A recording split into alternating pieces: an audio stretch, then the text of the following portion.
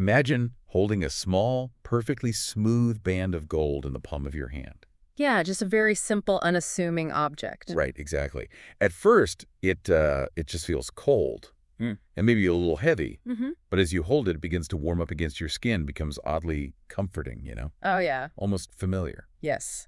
Familiar. And then, well, slowly, you realize you just don't want to put it down. The very thought of letting it slip from your fingers makes your pulse race, and like a knot forms in your stomach. It's terrifying, really. It is, Yeah. because the physical object hasn't changed at all, right? Uh-huh. But it is fundamentally rewiring your brain, whispering that it can give you whatever you most desire if you just, hold on to it a little longer. Right. It's the ultimate picture of insidious corruption. I mean, it's this terrifying idea that something seemingly inanimate, something small enough to just hide in a pocket, could completely bypass a person's physical defenses and just consume their will from the inside out. Wow. Well, welcome to the deep dive. We are so thrilled you are here with us today for what is honestly a massive undertaking. It really is. Today we're looking at J.R.R. Tolkien's masterpiece, The Fellowship of the Ring. But not as a piece of fantasy trivia, and definitely not to debate like the fictional lineages of elves or something. Right. No deep lore quizzes today. No, thankfully. We have a stack of sources here: literary analyses, theological critiques, historical contexts, and we are looking at this epic through a very specific lens. Okay, let's unpack this. Our mission today is a deep dive into the underlying moral architecture of Middle-earth, but viewed through the framework of conservative evangelical theology. Which is such a rich perspective to take. It really is. We are going to explore what a hobbit carrying a piece of jewelry can actually teach you about navigating our fallen world, how to recognize the anatomy of sin, and really find the courage to live faithfully for Christ in your everyday life. Yeah, and it is just an incredibly rich framework to apply here because, Tolkien famously despised explicit religious allegory. Right. He hated it. He really did. He didn't want to write a one-to-one code where, say, character A equals a specific biblical figure and object B equals a specific sacrament. Like C.S. Lewis did with Narnia. Exactly. Completely different approach from Lewis. But Tolkien's imagination was thoroughly steeped in his Catholic faith.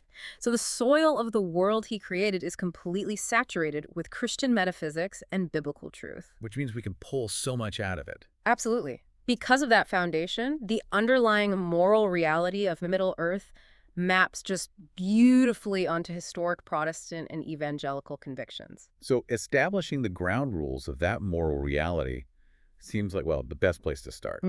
And the bedrock of Tolkien's world is this complete rejection of relativism. Yes. We live in a cultural moment right now that constantly tells you morality is a spectrum or maybe a social construct or just, a matter of personal preference. Right. Your truth versus my truth. Exactly. But in Middle-earth, good and evil are real, tangible, objective forces. You don't just, disagree with Sauron. No, you don't. You are objectively endangered by his nature. That objective reality of evil is crucial to the whole story.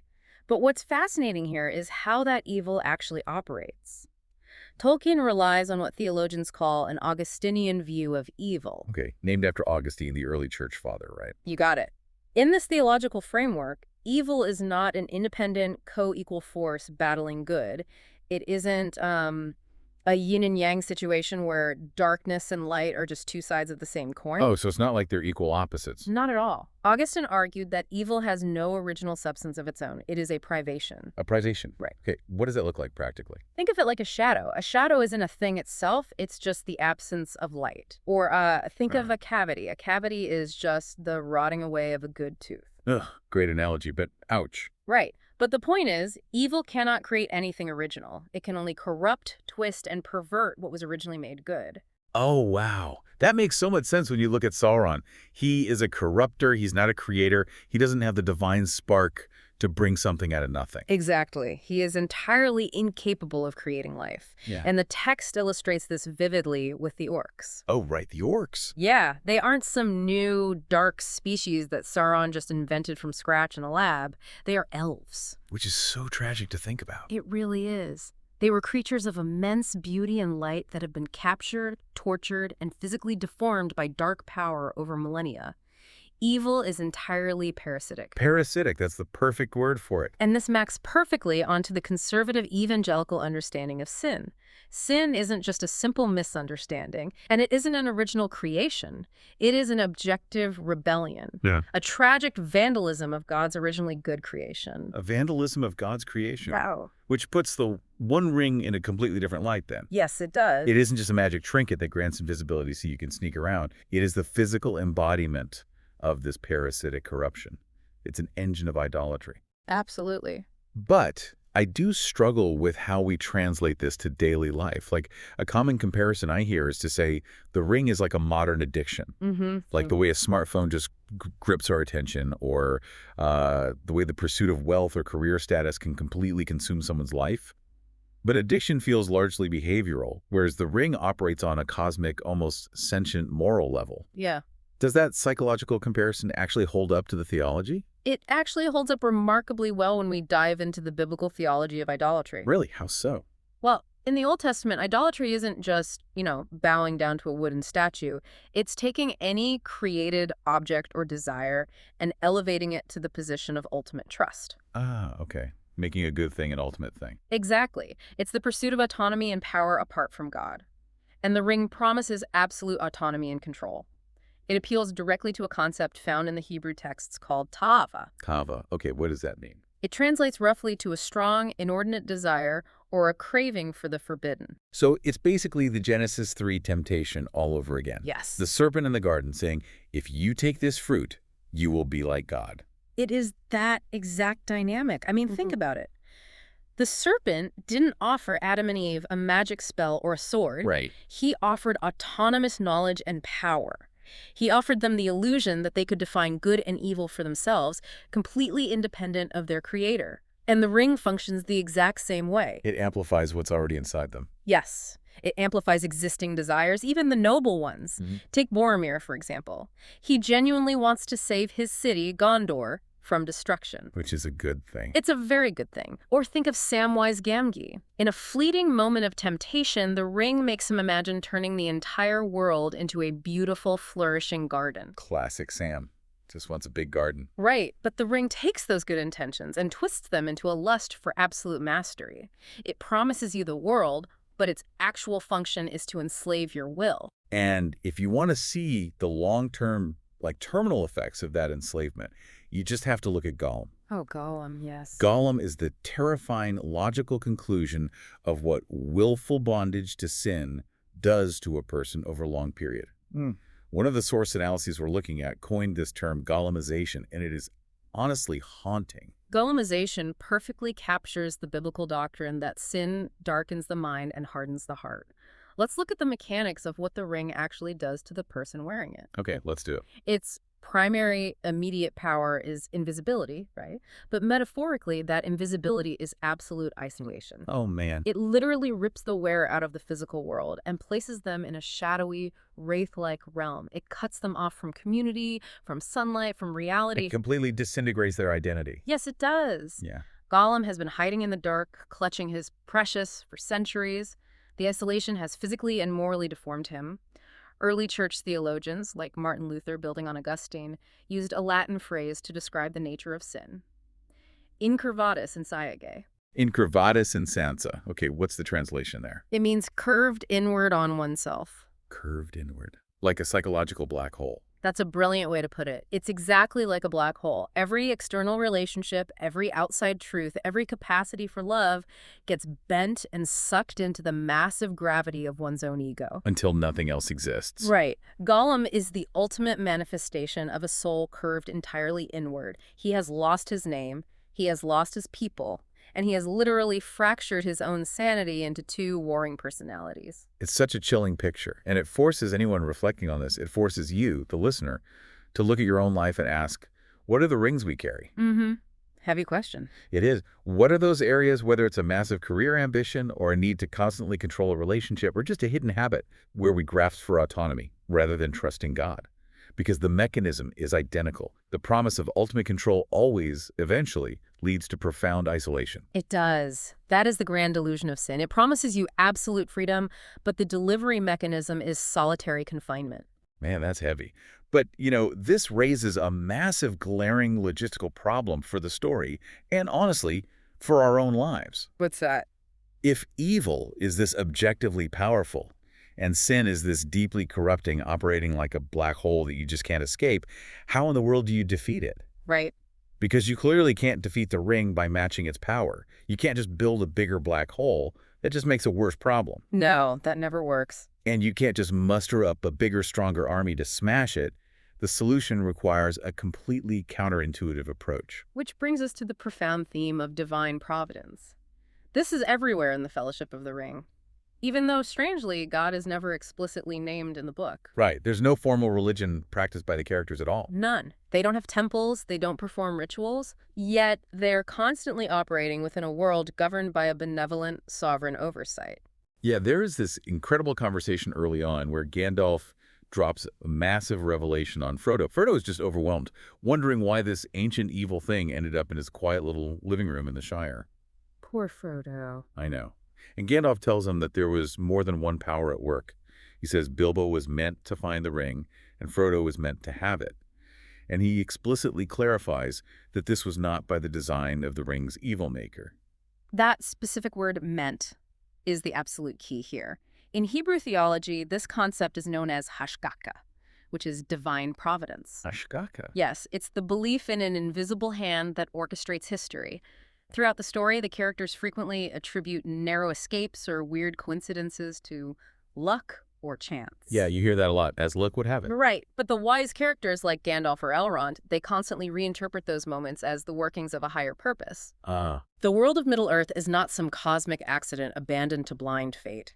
There is a guiding author ensuring that even the darkest machinations of Sauron are ultimately subverted for good. And he does this without violating the free will of the characters. Here's where it gets really interesting, though.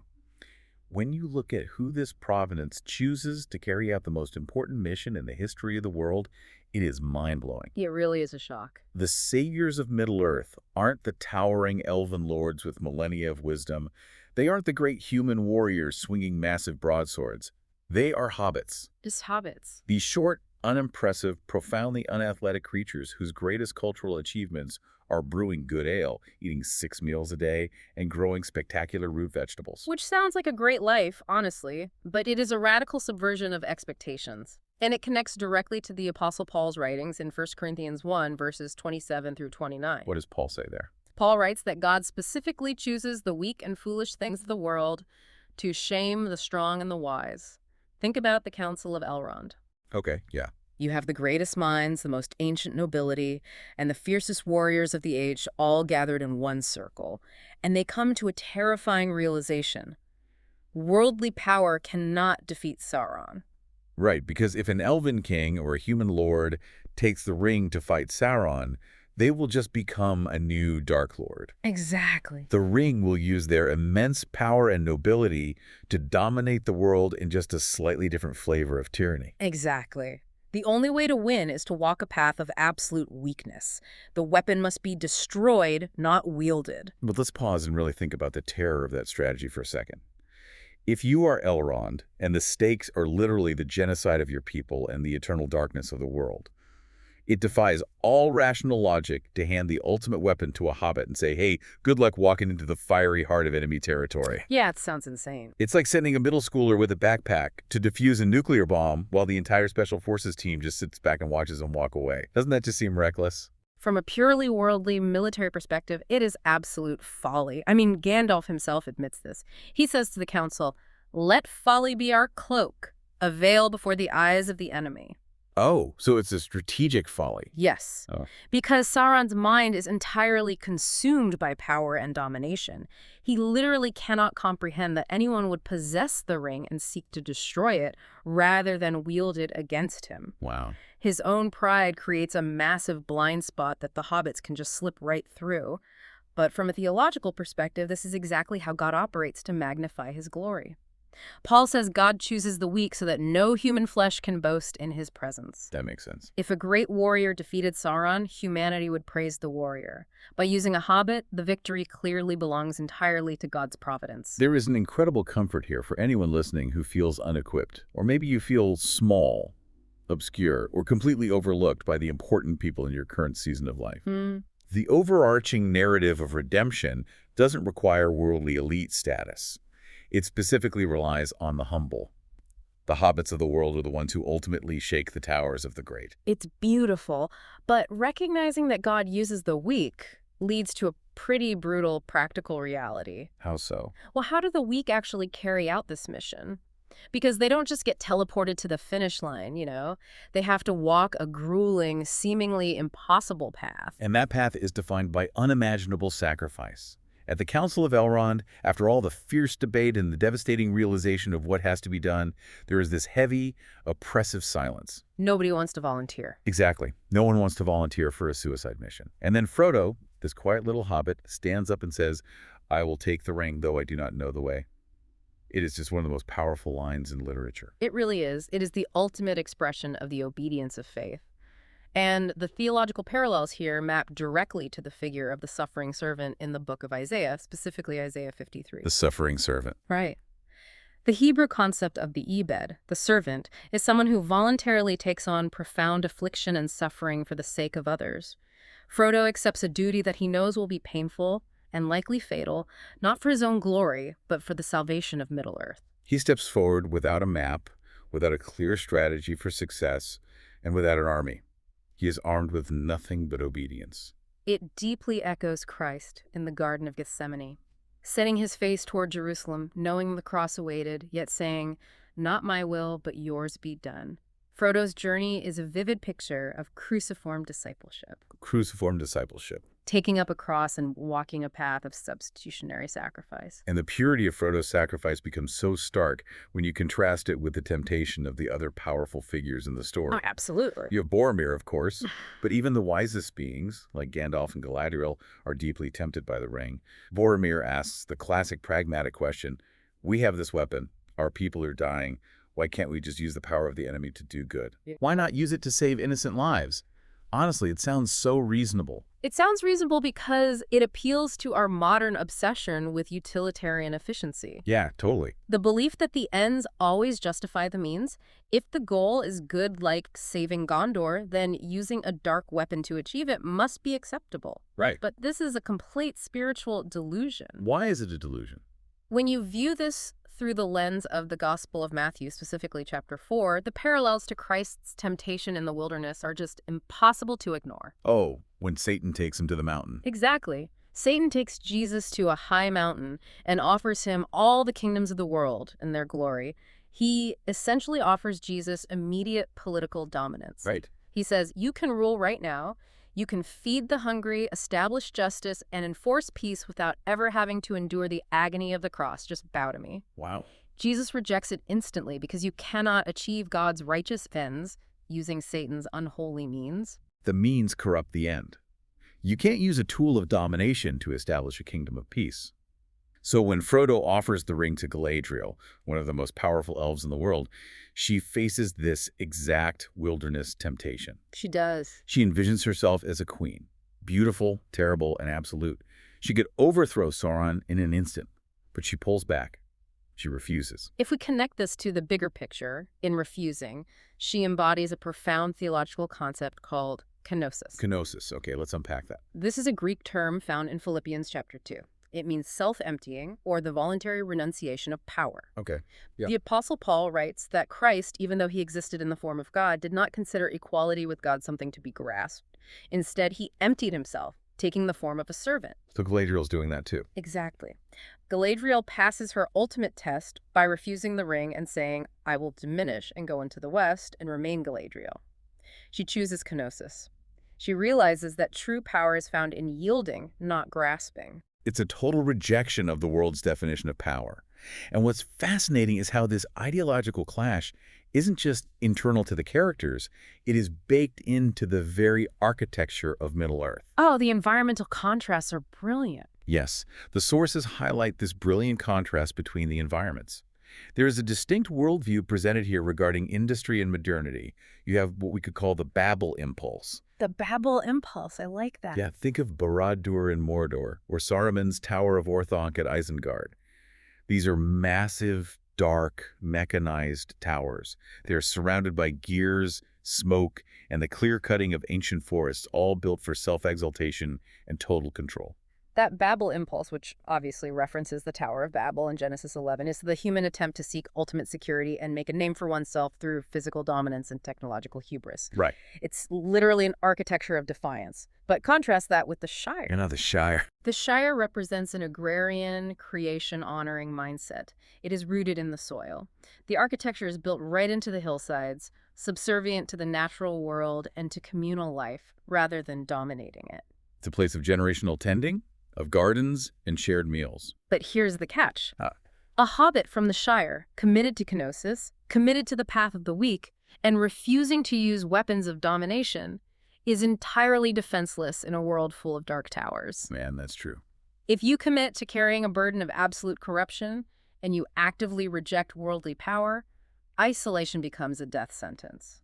Which brings us to the absolute necessity of the fellowship. Frodo cannot carry this burden alone. He needs community. And the fellowship serves as a brilliant, multifaceted picture of the Pilgrim Church in action. Yes. I love looking at the fellowship through this lens. If you break down the demographics, it is a wildly disparate group. It really is a mess on paper.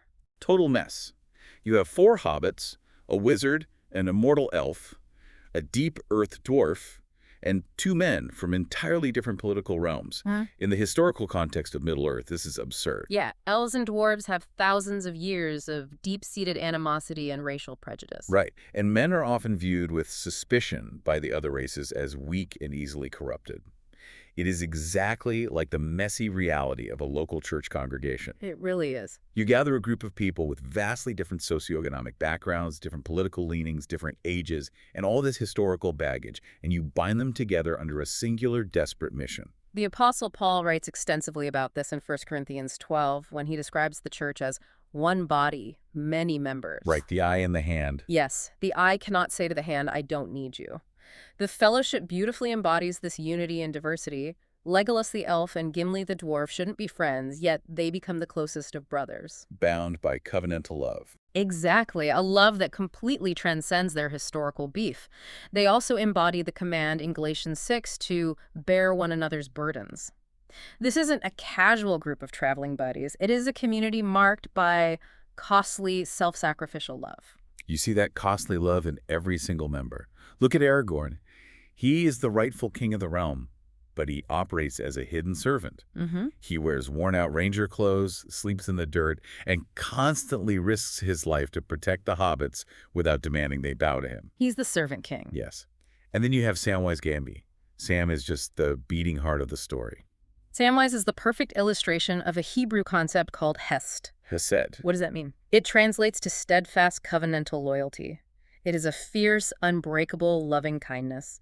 It's the kind of love God shows to Israel and the kind of love Ruth shows to Naomi. Oh, I love that. When Frodo tries to leave the fellowship and take the boat to Mordor alone to protect everyone else, Sam risks drowning himself just to get in the boat. He literally can't swim. He can't swim, but he refuses to let Frodo carry the burden into the dark alone. And then there is Boromir. We have to talk about Boromir because he represents such a messy, realistic picture of humanity. Boromir is vital to this evangelical analysis. He represents the painful reality of total depravity. His tragic, violent fall to the temptation of the ring when he tries to take it from Frodo by force is devastating. It's so hard to read. It is. But he also represents the beauty of genuine grace-enabled repentance. Yeah. The moment after he attacks Frodo, the madness just clears. He realizes the absolute horror of what he has done. He repents, and then he immediately lays down his life defending the younger hobbit Merry and Pippin from a horde of orcs. He takes so many arrows for them. He is pierced with many arrows, and he dies confessing his failure to Aragorn. He demonstrates that while failure and sin are devastating realities, sincere repentance and restoration are always possible. Gimli the dwarf has this powerful, haunting quote right before they leave the safety of Rivendell to start the journey. He says, "Faithless is he that says farewell when the road darkens." That cuts right to the heart of Christian perseverance. The Christian life is frequently described as a pilgrimage through hostile territory. Spiritual warfare is not meant to be fought in isolation. Yeah, you can't do it alone. When the road darkens, when tragedy strikes, when temptation is overwhelming, when deep doubt sets in, you need the body of Christ. You need the fellowship. But navigating the dark road with your fellowship is only half the battle, right? Right.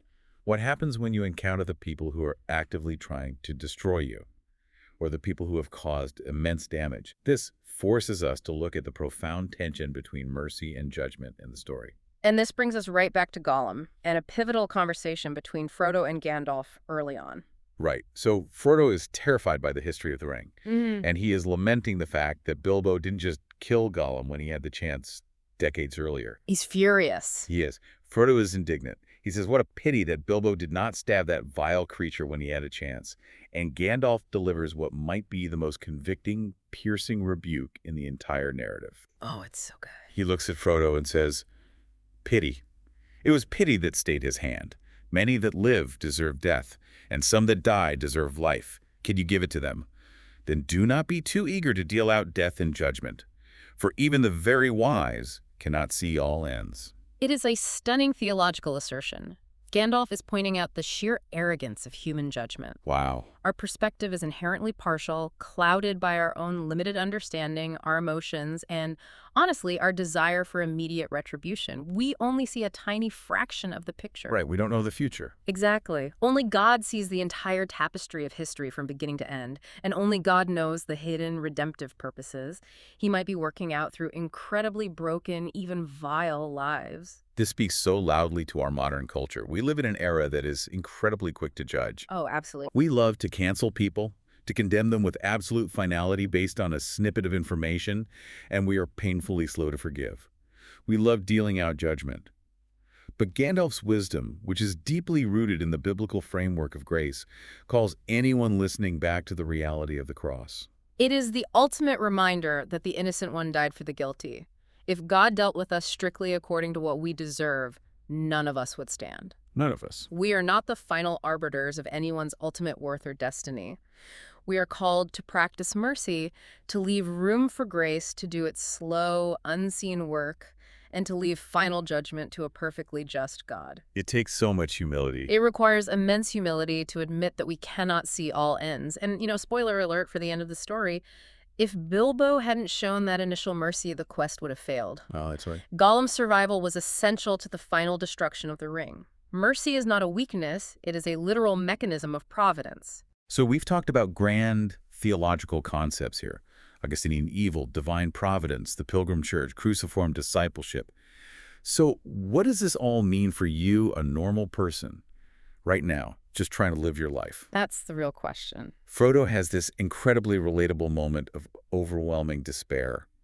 He looks at the gathering darkness, the terrifying burden he has to carry, and he says to Gandalf, I wish it need not have happened in my time. It is the universal cry of the human heart in the face of crisis, whether it's a global pandemic, a cultural upheaval, or just a deeply personal tragedy in your own home. Yeah.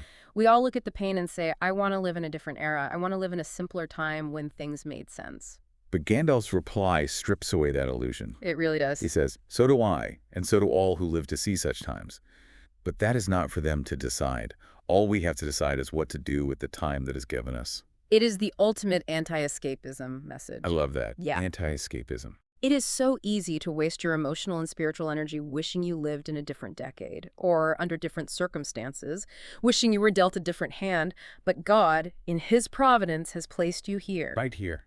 Right now. In this exact cultural moment, in your specific neighborhood, in your specific family, with all its unique challenges and darkness, to be a faithful witness. You are not called to be a mythological hero of a bygone age. You are called to simple, daily obedience right where you are standing. As we wrap up this deep dive, it's honestly staggering to look back at the ground we've covered today. We covered a lot. We've seen how this epic story illuminates the tragic, isolating reality of pride and the parasitic nature of sin. We've explored the beauty of the cross, represented by stepping forward into suffering for the sake of others. We've seen the absolute necessity of the church as a fellowship of diverse believers, bearing one another's burdens. And we've been challenged by the call to practice mercy and everyday faithfulness. But we also have to remember the broader context of history as Tolkien viewed it, which aligns deeply with biblical eschatology. Okay, tell me about that. Tolkien often referred to the history of the world as a long defeat. A long defeat. Sounds a little bleak. It does, but what he meant was that in a fallen world, earthly victories are always temporary. Decay is a reality.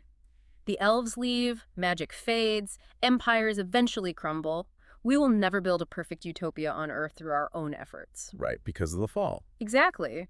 But as Christians believe, this long, sorrowful defeat is ultimately punctuated by what Tolkien called a eucatastrophe. I love that word, the sudden joyous turn. The Yes. unexpected victory when all hope seemed absolutely lost. The resurrection of Jesus Christ is the ultimate eucatastrophe of human history.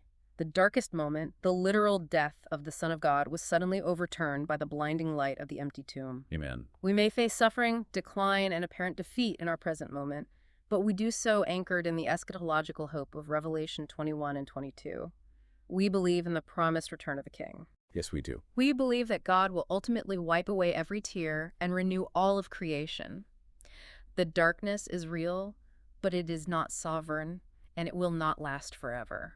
Wow. I want to leave you with one final provocative thought to mull over, drawing all the way back to the beginning of our discussion. Okay. Later in the story, Gandalf explains to Frodo why Bilbo was able to give up the ring. He explains why it didn't utterly destroy Bilbo's soul the way it ravaged Gollum's over all those years. This is such a crucial point. It is. Gandalf points out that Bilbo took so little permanent hurt from the evil of the ring because he began his ownership of it with an act of pity. Yeah. His very first act before he ever wore it to hide was sparing Gollum's life. His interaction with this ultimate idol began with mercy, not power or pride. It reveals that the initial disposition of our heart matters immensely in how we withstand temptation. Exactly that. So I want to ask you, as you go about your day, how is the initial disposition of your heart right now silently shaping your ultimate ability to resist the darkness tomorrow? That's a great question. Is your default setting rooted in mercy, or is it rooted in pride and a demand for control? Think back to holding that cold piece of gold in your hand. When life hands you power, or an opportunity to judge someone, or a chance to seize control, are you grasping it tightly to build your own kingdom? Or is your hand open in surrender, trusting the providence of the king? Beautifully said. Thank you so much for joining us on this deep dive. We encourage you to take these insights, discuss them with your own fellowship, and take the next faithful step on your journey.